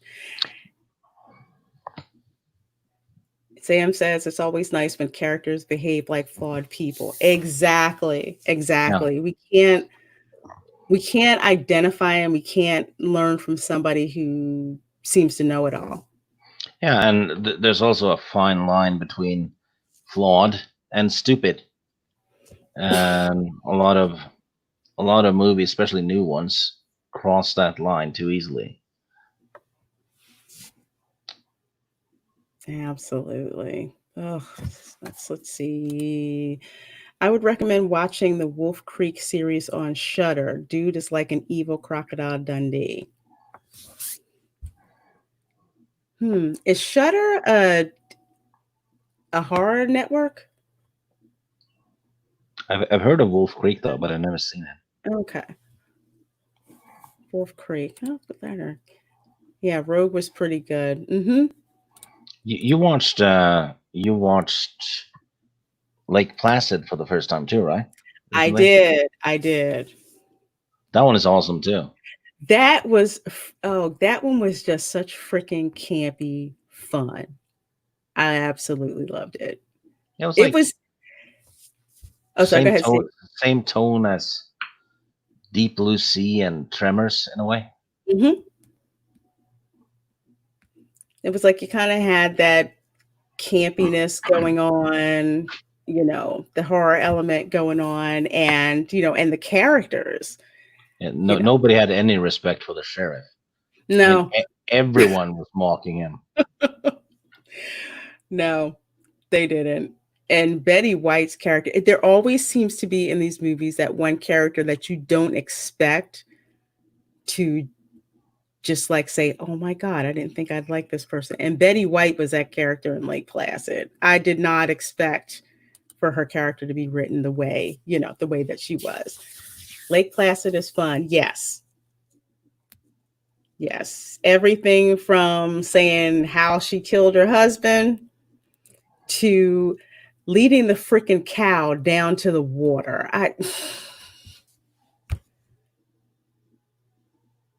I was just like, wow, I did not expect that. Then, of course, you also have the typical lady gets dumped. I don't want to think about that anymore. I just want to get out of here and just do stuff or whatever. And, meets this guy who seems totally not her type. But circumstances happen through that where, actually is her type. So it was a lot of fun. Lake Placid didn't seem boring at all. It kept moving. And it was just basically very enjoyable. And the lady played by Bridget Fonda, was it? Was basically a shitty person too. She was xenophobic almost about the people who lived in the countryside. I know. She was, God. She was like, I do hope I get my own tent because all your deputies probably get horny. And stuff like that. Just like the typical, it's all about me. It's all about me from the big city. And I'm out here with, you unwashed backwood hicks. And then it turns out she has to depend on those backwood hicks to save her ass. Yeah, and Oliver Platt had a very good character. He did. He did. He immediately went after the sheriff too, right away. It's Mm-hmm. like, I think he said like, looking at you, I'm confused about your origin. Stuff like that. Basically just calling him a caveman or whatever. Mm-hmm. I just like how he came in on that plane. Yeah.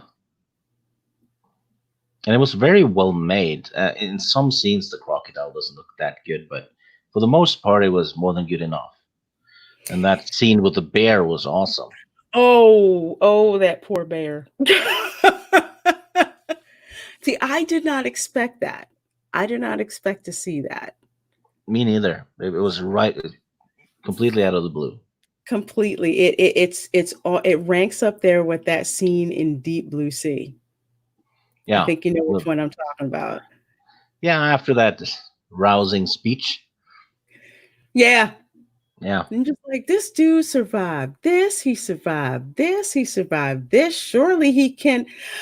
Oh, I think when I watched that, I had to like pause the DVD and just sit there for a couple minutes because I did not expect for that to happen. Well, to be fair, though, back then Samuel L. Jackson wasn't that huge an actor as he is now. No, he wasn't. But I think it's just the way that they had the character talking and the way that just kind of like the situation that they had. The last thing that I expected was for him to get taken out the way that he did. Yeah, because he was one of two people kind of trained for that situation. So you figure, okay, he's gonna lead them out, and then like chomp chomp. Right? So dead, so very dead. Ooh, that freaked me the heck out. I'm like, wow. That was as maybe not on the same level, but to me it felt like that scene in Alien where the alien comes bursting out of that dude's stomach. Yeah. It's no one freaking expected that at I'd give all. both Crawl and Lake Placid a very strong 7.5 out of 10. Because you got exactly what you wanted, right? Yeah. It's like you want to be able, have something where you can sit there, be entertained, not trying to think too hard. It's enough where certain elements don't line up, but it's not so annoying that it takes you out of enjoying the movie. Yeah, there's like a couple of annoying bits, but at no point are they plot holes. Right. They're just annoying. A little bit of a disbelief thing going on, maybe, but it's still not implausible given the frames of the story. Right. Right. So like the one thing, like I said, with the movie Crawl, and it's kind of in the same vein. I saw a major realism issue with the movie, but not so much as to take me out of enjoying it. And that is because in Florida, no one has a basement because the water table is way too high. Well, it wasn't a basement; it was a crawl space. Yeah, it was. I haven't seen one like that. The way that the set was, it looked like an actual like basement. And usually in Florida, if there's a crawl space, it's usually the house is on top of like a couple of cinder blocks. Yeah. And it's only maybe, I want to say, space for like, say, from here to someone's middle. And that's it. That's it. Yeah. And it had a staircase leading down too. Yeah. So But that's there was nothing in the basement though. It was just pipes and stuff. yeah. And it's like in a house in Florida, no one would have their pipes down there. But even with that, I didn't freaking care because the movie was good. Yeah. The movie was absolutely good. So I could completely forget about that like little minor detail. Everything else was fine. Yeah. My one gripe was when a character lost his arm. It seemed to trouble him for 5 minutes, and then it was just an inconvenience. Yeah. And I was hoping that damn dog would die. You know what's awful? I did too. I don't know why. Because that dog was yapping too much. I thought that dog was gonna buy it. I really did. It didn't. To me, it didn't serve a purpose. I was kind of just like, Well, okay. it had one purpose. It sniffed out where a person was beneath the floorboards. Yeah, give him that. So useful dog to a point, but holy crap, right? that dog was like the lady in Indiana Jones 2. She did a couple of useful things, but it wasn't worth the cost. I so could have done without that. So could have done without that. Ugh, man. Well, let's see, 9:42. You guys been hanging with us. So sorry, Christy could make it, but dang it. She had some power issues. So I'm going to go through a couple of Florida memes for you guys. Some of these someone actually sent to me, but we'll go through them and we'll have a little bit of fun. So I think Parrot had sent this one to me that says, "Welcome to Florida, where we have big ass snakes and spiders and big ass gators and sharks. Enter at your own risk." How big are those snakes? It depends. Some are little tiny garden snakes. They're not poisonous or anything. They're maybe about a foot long. And they just kind of run out there. They're fine. And then they have some of the water snakes that can be a couple of feet, I think 3 to 4 feet. So we don't have any pythons in Florida. Usually, if there's a python in Florida, it's an exotic pet that someone brought in. Because the one in the picture looks rather big. Yeah, that one, I don't know where they got one. I haven't seen one that big. And the water snakes are not that big. But that spider to the left, I have seen. They're freaking freaky because they're black and yellow. And when I was a kid, I was pretending I was fishing at my grandparents' house, off their house, and used a jump rope and pulled it up and pulled one of these spiders up, which was about as big as my hand and black and freaking yellow. And I hadn't seen any of these before, so I went screaming in the house. Yeah, Travis, I know that. Speaking of big snakes, I think I saw an article about they're remaking Anaconda, I think you told me about that. Yeah, which is fine because the first one wasn't executed well. I thought the snakes were too big, to be honest. I did too. Anaconda was nice too. It was okay. It was like it I was wasn't just, bad. It wasn't I was great. hoping it would eat Jennifer Lopez, to be honest. I did too because I didn't particularly like her. Water moccasins are the worst. Yes, because they're poisonous water snakes. They will freaking fall out of a tree on you. They will sneak up on you and bite you, and you're dead within a couple of minutes. They're just horrible. That's why they tell us as kids when we're in Florida, you never go near standing water for two reasons: gators and water moccasins. That's why. That is particularly why.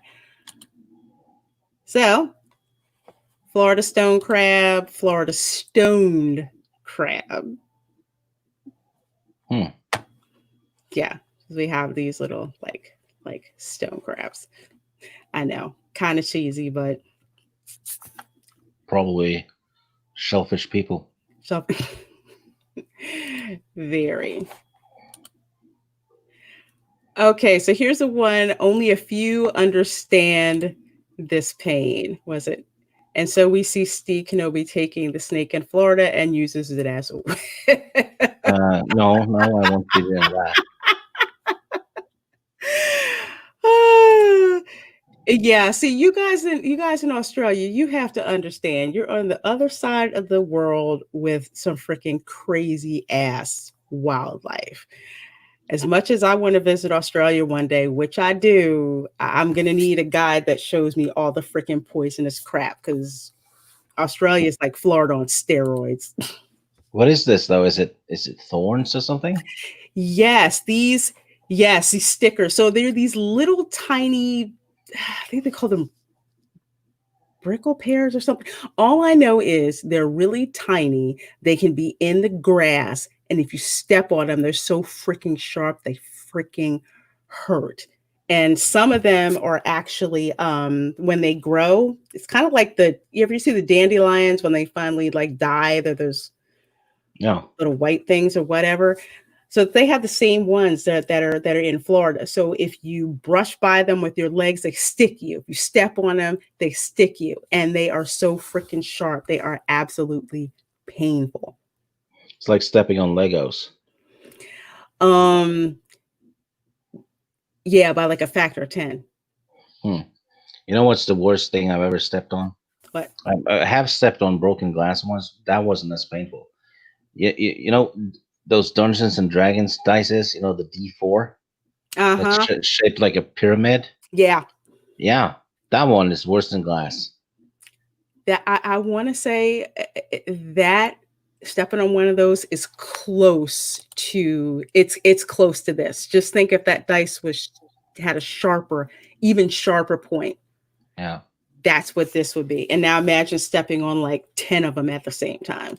Yeah, no, I'm not going to do that. That's just this is why I don't go in any tall grass. One time I went to a cemetery where my grass seeds, probably, Sam, I don't know the name for it. I just know to freaking avoid it when I'm in Florida.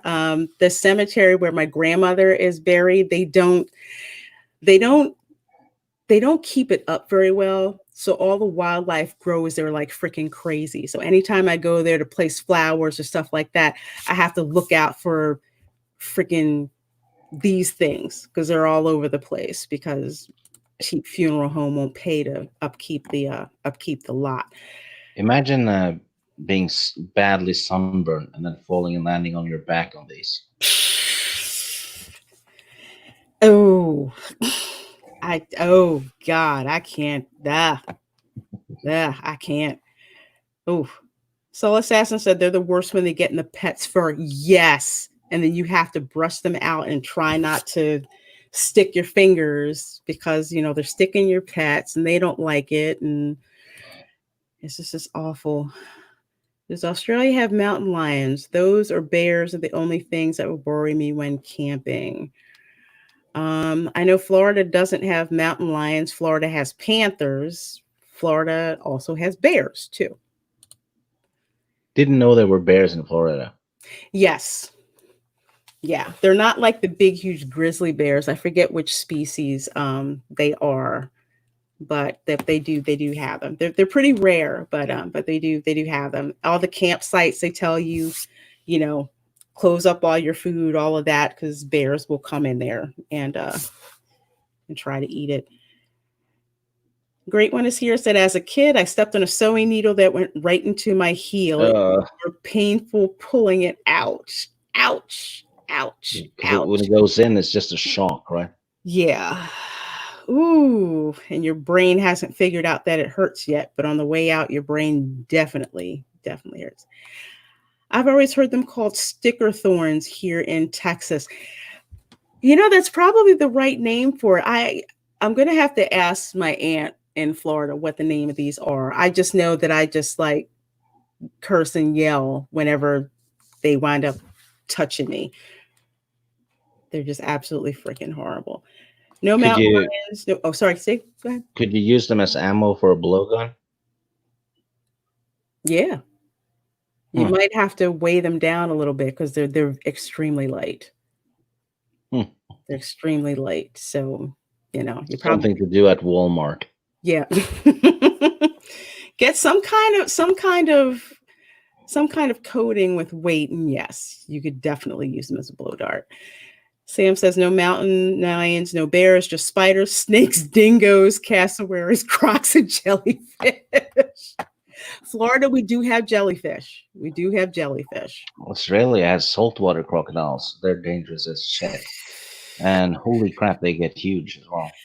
They just, like I said, the first time I saw one at Disney's Animal Kingdom, an actual crocodile, I was freaking shocked. I saw a news article about 10 years ago. A guy had fallen asleep on a beach in Australia. Mm-hmm. The next day, when they went to fetch him, right? Yeah. There was blood on the sand and crocodile marks on the sand. His saltwater crocodile had come up from the ocean, grabbed him, and there was blood everywhere. Eek. Yick. Dang. Ugh. Yep. Rain showers to cool off Florida, like pouring water on stones in a sauna. Yes. Because the ground is freaking hot. So it's like when it rains, you just see the steam coming off. It's just crazy. Lorena Creel, ever hear of spear grass? Used to throw them at friends when I was a kid. I want to say I have. I think I remember seeing something like that in Florida. I remember seeing something like that. Spear grass would make a decent blow dart. Probably. I don't know the name, but I think I've seen something like this. So yeah, this is Who Wants to Play Real Life Frogger. I don't think this is Florida. But reminds me of that James Bond movie, Live and Let Die. Roger Moore has to jump on a bunch of gators to get ashore. Yeah, I haven't seen that one in ages. Oh, that's one of the Bond movies. I'm sure they put a not current PC culture problematic warning on it, which means I need to get it in my collection. Had a Yaphet Kotto as the villain. That's what I remember, because I remember Yaphet Kotto. Stingrays, stonefish, blue ring, octopus. Yeah. Okay, when you live in Florida and Halloween is coming. So, yeah, that's, hurricane. Probably a Category 5 hurricane. I've driven in a Category 3 hurricane before. They're fine. Once they get the 4, it's crazy. But shoot, this is freaking funny. They have the skeleton crew cleaning up. This must have been for the other one. Yeah. Frogger, the live action movie, coming soon to a theater near you. Oh my God, I can't believe they're going for this. You know, it wouldn't surprise me if they made a Frogger movie because they've already done Rampage, right? That was an arcade game. I haven't The seen one with that. the Rock. That's like a giant wolf, a giant lizard, and a giant monkey. I haven't seen And that movie. it's like an arcade game. Mhm. You could play as one of them, and you Yeah. go tear down the city. Hmm.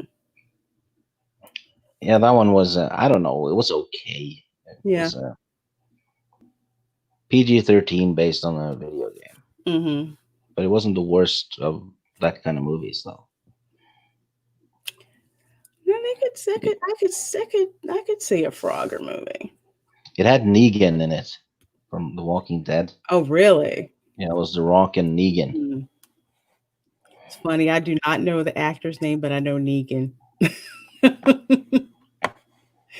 And I'm so woefully behind on The Walking Dead. I don't think I'll ever catch back up.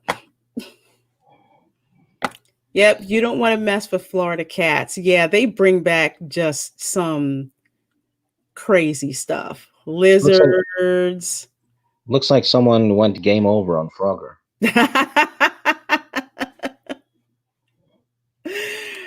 Oh, Rampage was an odd movie. The Rock was the only reason to see it. Yeah, The Rock is probably the only reason I want to see it. That's cool. Didn't like that movie at all. Yeah, some work and some work and some don't. I'd say it's a 5 out of 10 at best, but it's an okay popcorn flick, though. Yeah. But yeah, Florida cats, they bring back all kinds of crazy crap in Florida. The cat totally killed him. Oh God, this is especially funny because I have a black cat too. Let's see. When the babysitter cancels, but the fish are biting. Yeah, this is a rural Florida thing. That does not look good. No. Gator bumps the boat. Mm-hmm. This will get a call from Child Protective Services. You go out. As it should. That should do that. Because if they're cleaning fish, right? There's blood in the water. Mm-hmm. Attracts gators. Oh yeah. Yeah. The image makes me miss my cat. Oh, Kai, did you have to put a cat down?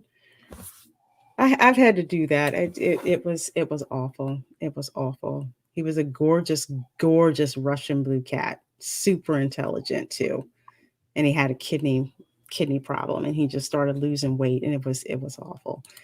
It was absolutely awful. That look you and your girl make when you walk into any Walmart in Florida. The one on the left looks like Honey Boo Boo.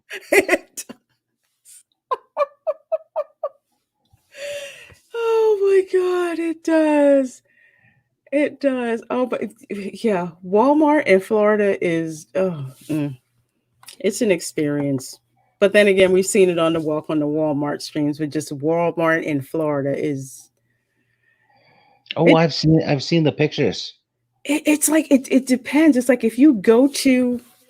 It's like there's different categories of Walmart in Florida. So you have the tourist Walmarts, which is like the ones near Disney World and pretty much in all of Orlando, where it's nice, it's clean.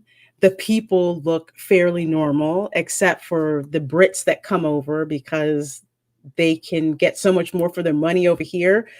So they come here with empty suitcases and buy up a whole bunch of clothes and crap at Walmart. But pretty much it's normal. It looks normal. But then you get into, the outskirts and like the rural areas, and it freaking looks like Deliverance when you go into Walmart. Yeah, Deliverance is pretty much what I've been seeing from the Walmart pictures. It's like they're like out in the middle of nowhere, and where there used to be like mom and pop stores, because like, for example, the Putnam County Walmart near where my relatives live, the rural area in Florida, there used to be just mom and pop stores. And then Walmart moved in, and Walmart basically became the town square. So that's where everybody goes, you know. So it's just it's some freak it's a freaky place. Just imagine having to walk into one of those, go to the electronics department and say, I need a wireless router, and they just look at you and blink. Yeah. Oh, let's see. Parking a car in Florida has nothing to do with proximity and everything to do with shade. Yes, that is very true. Yeah, I can imagine the cars get pretty hot if you They park it in the parking lot midday outside of Walmart or something. they get extremely hot. I made the mistake once when I was living in Florida of leaving my windows up, and it got so hot that the rear view mirror became detached from the window. Wow. And that was like I learned the hard way that you have to keep the windows down, but then again, if it rains, your car gets freaking soaked, or you have to get one of those car shields with the reflective materials, like you roll it out and you put it on a dashboard so it reflects the sun's rays back out so the car doesn't get as hot. So there's that too. Imagine forgetting a dog though in the car. That has happened. Dogs, kids, it's horrible. Every summer, Florida TV stations have to run a PSA to remind people not to leave their kids and pets in the car, because so many kids have died, so many pets have died for being left in hot cars. Yeah, it's like a furnace when it gets hot enough. It is literally like if you have your, like, say your oven at like 350 degrees and you open it, that's pretty much like what it is in Florida in the summer. And you open the door up, to your car, it's just comes out. It's just crazy. Or when shoes, shirt, deodorant, and teeth are optional. It is. It's true. It's all true. So this is actual Florida weather. 2:45 looks like this. 3 o'clock looks like this. 3:15, no, well, close, but it's not blue skies. It's kind of like weird grayish kind of thing. But yeah, the weather. This is not unlike my area, because we get sudden bad weather too, because I'm in the Atlantic. Mm-hmm. So yeah, sometimes even if it's a sunny day, all of a sudden you get some gray clouds. Mm-hmm. It starts pouring, it gets windy, and then an hour later it's fine again. Do you guys get 'cause I'm trying to think. So is for the weather where you are, does it like storm the same time every day? Or close to the same time? No, we have storms all night and stuff during winter. Okay. Can be continuing for many days. Mm-hmm. In the summer in Florida, when it's really hot, it will storm pretty much close to the same time every day. It's like it does it in the Caribbean too. So literally like around 3-4 o'clock, almost like clockwork every day in the summer, because it's so hot. You'll get like this horrendous thunder and lightning storm that goes on for probably like about an hour, and then it's gone. Yeah, it's probably a coastal thing. Probably. But in Florida, yeah, you get it all the time. It's like you'll be in the theme parks or something like that. Well, what my grandparents used to do is, because they would hang their laundry out in the morning, and then they would have to rush to pull it back in the afternoon and it's not like a little bit of rain. It just literally, the skies open up and it's just pissing down sheets of just rain like this, which is insane.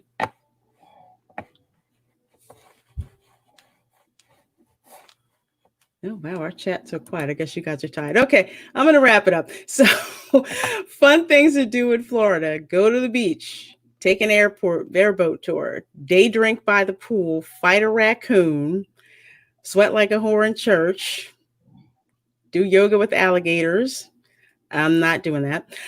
Argue with a sandhill crane. That's basically the Florida version of a seagull. Sumo wrestle a manatee and watch love bug porn. At least it wasn't raccoon yoga porn. Oh, the love bugs that they have, they're just basically these bugs that swarm up twice a year in May and in February, and they basically are just conjoined together to mate, and these bugs are all over the place. So you know how like you see the shots of the Millennium Falcon when it goes into light speed? Yeah. That's what it's like when these bugs are hitting your freaking car when you're driving. You know what the last thing that went through a fly's mind when he hit the front window of a car at the highway? What? His ass. Why do I feel like I've heard that one before? Yeah, I probably have. It's an old I heard that one before, but it's freaking funny. It's freaking funny. Yeah, here's this one. Holy shit. What did you do? Go to the beach. No, the mailbox. Florida. Yeah, this is what I would look like in Florida. Only I would be a corpse. It is, the sun is crazy. And they tell all the tourists, you have to wear sunscreen. It's not optional. And folks find out the hard way that, it's not optional. Yes, Solus asks, so many fun activities. So many to do, but sunburn is not fun. And there's this one. This is how we keep solicitors away in Florida. Yes, no one wants it. These are actually not poisonous. They just look really freaking butt ugly, and they're huge. But they're not. They spin these gorgeous webs and they catch a lot of bugs. So they're actually very, very helpful, but they just look freaking scary. They look like aliens. Yeah. Yeah, I wouldn't like those. Yeah, they are absolutely freaking butt ugly. Absolutely butt ugly. Okay, well, folks, it has been a great and excellent time with you guys. And oh, you know what? I forgot to put this one up at the beginning of the show. I'm sorry. I meant to put this up because I saw this and I thought it was just absolutely, absolutely funny. So thank you, everybody, for hanging with us. We were kind of between like 26 to like 20 people. So that is so cool. Hope you guys had a good time. I hope you learned a whole lot. Hope you laughed a whole lot. There's just so much crazy stuff, that's going on in the world. So glad you guys, came here to just kick back, have a good time. And for those watching the replay, we're glad that you watched the replay and all of that. So pretty much, Stig, everybody knows where to find you, right? Yeah, I'm all over the place. And pretty much the same with me. I'm on like a whole bunch of different live streams and stuff like that. So you'll actually see the schedule at the end of the live streams that I'm going to be on. And next Sunday at 8 p.m. on my channel, we will be discussing season 3 of Game of Thrones, which I probably will dare say is my favorite season of Game of Thrones. And also it has one of the biggest plot holes. Which one? Want me to tell you? You know what? Let's save it for that. Let's save it for the stream. because I want to watch season 3 again. I want to finish watching it again and see if I come to the same conclusion. So that'll be a challenge. That'll be a challenge for me. That'll be a challenge for me to do. But yes, next Sunday, 8 p.m. And actually, Abu Nas is going to join us. So it's going to be loaded, and I'm looking forward to having us talk about the Red Wedding. Dang. Thanks, Soul Assassin, for being here. Nick says, thanks for the great stream. Lorraine and Stig, you guys are awesome. Well, thank you. You guys are awesome for joining us. Ancient One, just tweet me on Twitter, and and I'll pick it up from there. Okay. All right. Well, thanks again, everybody, for coming. Please make sure to hit the like if you haven't. Please subscribe to Stig, subscribe to myself, and everyone just have a wonderful night, and we will see you next week. Bye, everyone. Take care and be well.